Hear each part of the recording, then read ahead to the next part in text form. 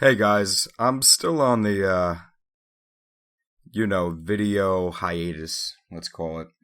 But I just got back from NXT Takeover Brooklyn Part 2. It's about 2:32 in the morning, and I have a ton of pictures and footage that I'm going to try to cut down and make it to a proper video. But my eyes are barely working right now because I'm just so friggin' tired and tipsy, so I really don't want to I physically can't make a video tonight of all the stuff that I did.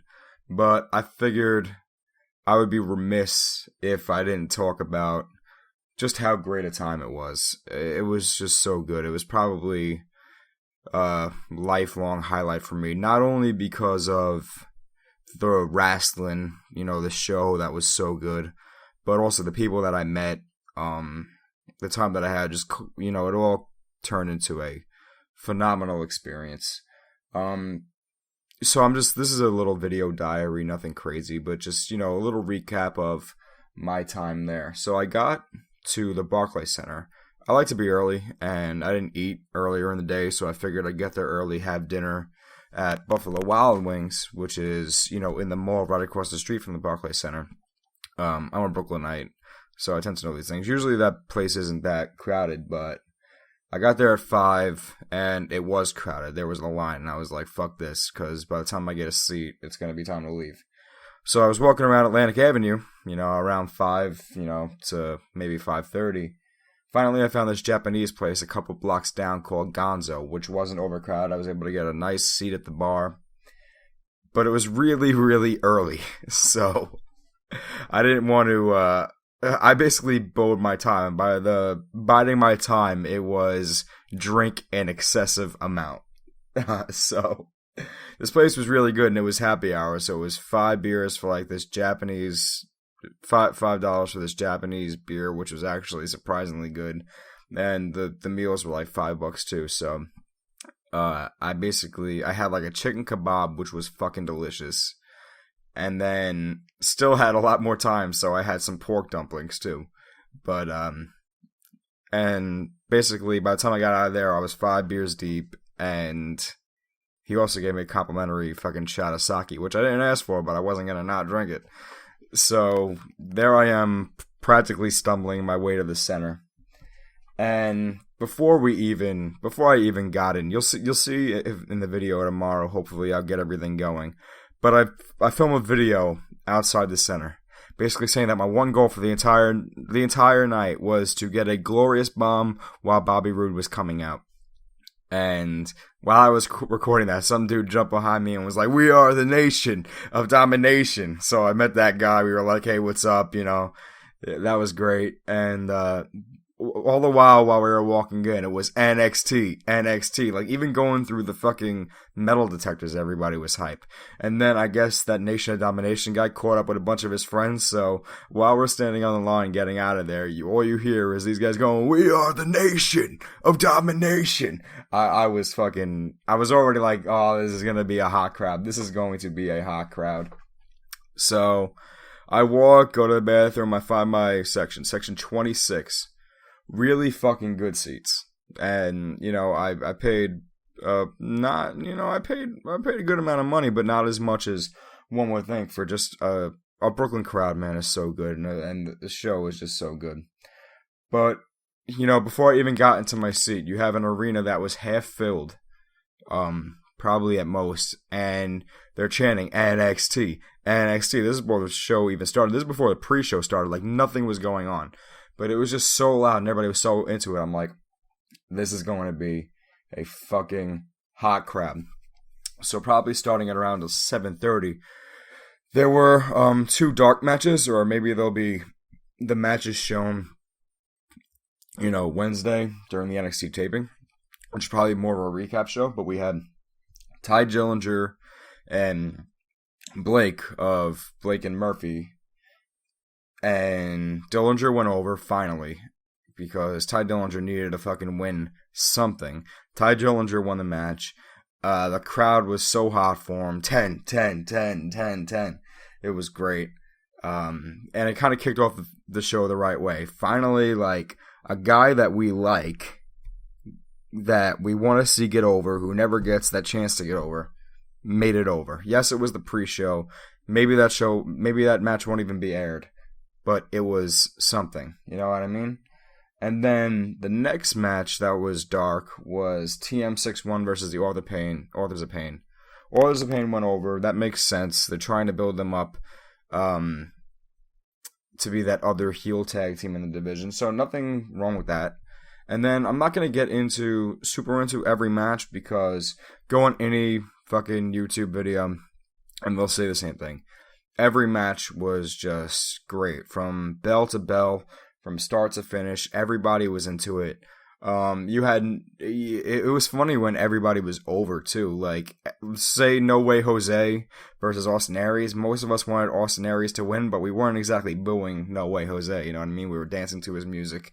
We were just having a good time, and that was a good kickoff match. And then you have Glorious, and I got my Glorious bomb in. It was a little rough around the edges because I didn't know that he was coming down from that top, you know, from where he was, that little lift that he was on.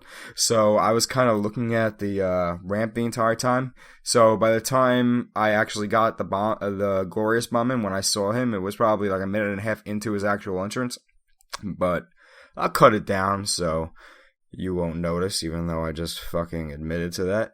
And he goes over Andrade Cien Almas, who, you know, it's a shame.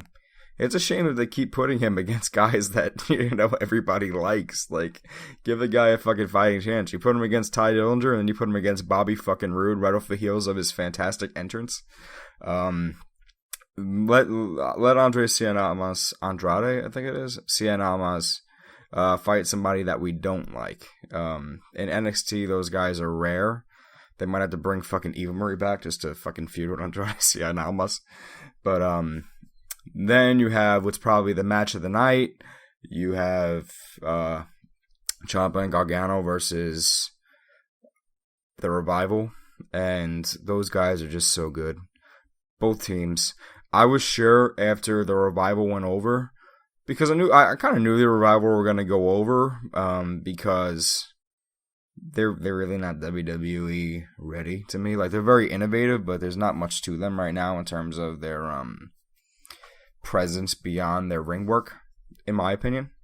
But so them going over was what I expected, but I kind of imagined Ciampa kind of turning on Gargano. That didn't happen. Even when the cameras weren't on them, you know, Ciampa was supportive and everything, but I still kind of feel like there are cracks there after that fucking classic CWC match. Then you have the it's probably the least great, but still great match, which was the women's title match between Bayley and Asuka.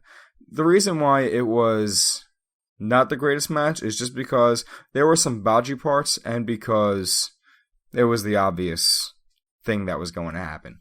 But afterwards, and I don't know if this showed up on tape, but you had Bayley going down and hugging Sasha and Becky and then Charlotte, and you know, and the NXT crowd the Brooklyn crowd being as awesome as they were you know, saying thank you, Bayley, and she was kind of playing into it. She went and hugged that fucking little bitch, Izzy. Kind of wanted Izzy to turn heel, but it didn't happen. But, yeah, so that match was really good. Probably the least great match of the night, but still really good. And then, oh my god, the crowd for Nakamura, man. Oh, it was so good. It was so good. Not even to be believed. I hope the cameras accurately, and I'll watch it again tomorrow before SummerSlam, and maybe before I post the live footage, but man, the crowd was just so into it. And you had that guy, wish I knew his name to shout him out, but the violinist was just so good, set the tone, and the crowd, I think that all 15,000 people were singing that song, and that didn't stop at the end of the entrance. They were singing that song throughout the match. They were singing that song while we were leaving, you know, in the arena, walking to the exit. People were still going,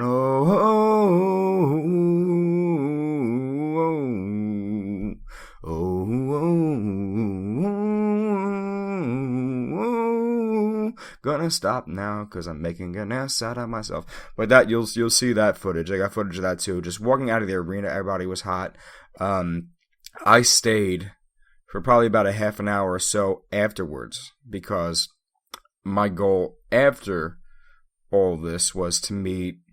I knew that the Adams from What Culture were there, so I was gonna try to catch glimpse of them. But it was so good. The crowd was hot. This dude that I was sitting next to the whole night, Amir, was great. I was sitting in front of this one smark who was just coming up with some fucking great things. Like, everybody singing Bobby Roode's song, and this dude's like, I will climb Mount Vesuvius.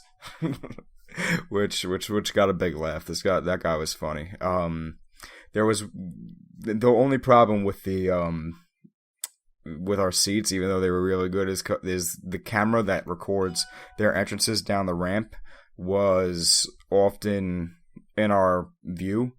So we were trying to move the camera, and then we were like, Camera Nero, this camera must be deleted. And then you have our entire section going, delete, delete, delete, delete.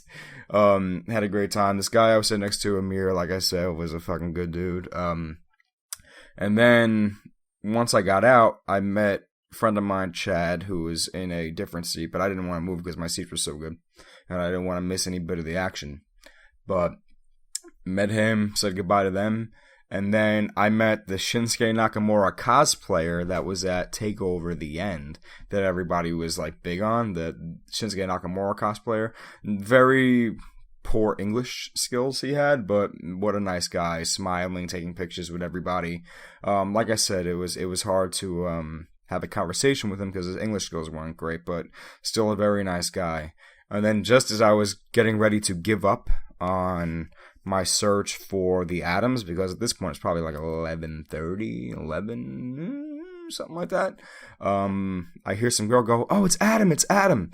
I turn to the left and fucking Adam Blampier's beautiful fucking face is there. So I gave her a hug just because I literally, if she didn't mention it that split second, I probably wasn't going to see them at all. But so I got a picture with Adam Blampier, and then I saw Pacitti, that tall bastard. He is tall. And then got a picture with him, and then I went back to Blampier, even though it's probably a little disrespectful to Pacitti. And I, me and Adam and a couple other fans just talked for like 10-15 minutes about anything. We were talking about Finn Balor and whether or not he should be a heel or a face, etc., etc. Typical fan shit. And then, both of them were just super gracious, super nice guys. It was a real treat to meet those guys. When you meet somebody, they're celebrities. I mean, they got a very popular channel. Most of the people in the internet wrestling community know them.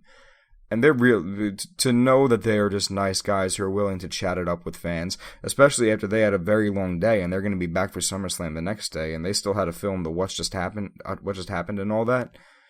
To know that they were willing to take the time out of their day just to be nice to fans and to talk to them was really special. And then while there, I also met Grim from Grim's Toy Show, and I was surprised at what a kind and soft-spoken guy he was. Very soft-spoken, even when I guess it was the first time that him and Adam Blampier, I know that they're going to be at the Internet Darlings event for WrestleMania together, but I think it was the first time they met, and Grim was just like, "Hey, I'm Grim, it's a pleasure to meet you, I'm a big fan of yours." Grim was a very, very gracious person. And he took the time out of his day to take a picture with me and be nice to me. So again, just another really nice guy. So it wasn't just the fact that, you're going to have a lot of people talking about how good the matches were. So I didn't want to focus too much on that. I wanted to focus on the journey of just meeting all these really awesome people. I also met this guy, Tom, and he has a podcast too called Second Rounds on Us. And he lives in Sheepshead Bay, Brooklyn, and I live in Garrison Beach, Brooklyn. So we'll probably, if all goes to plan, we'll meet up and we'll start doing podcasts together. I might join his podcast and shoot the shit with him and his friend. It'd be a good time, and yeah, so look forward to that. If anything comes out of that, I'll let you know if I show up on their podcasts at all. But definitely look them out. Second Rounds on Us.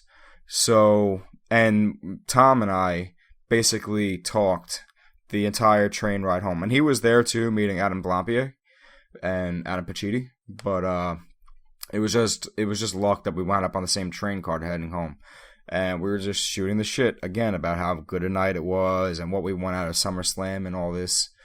So just the people that I met, in addition to how good the show was, it was a real great night for me. And like I said, I'm going to try to cut up my video footage and my pictures and stuff and put them together. I think my picture for this will probably be one of the pictures with, one of the What Culture guys or whatnot, but I have a lot more. So if all goes to plan, that'll all be out tomorrow, but I didn't want to end tonight without posting anything. So I hope you guys enjoyed that, and I will see you.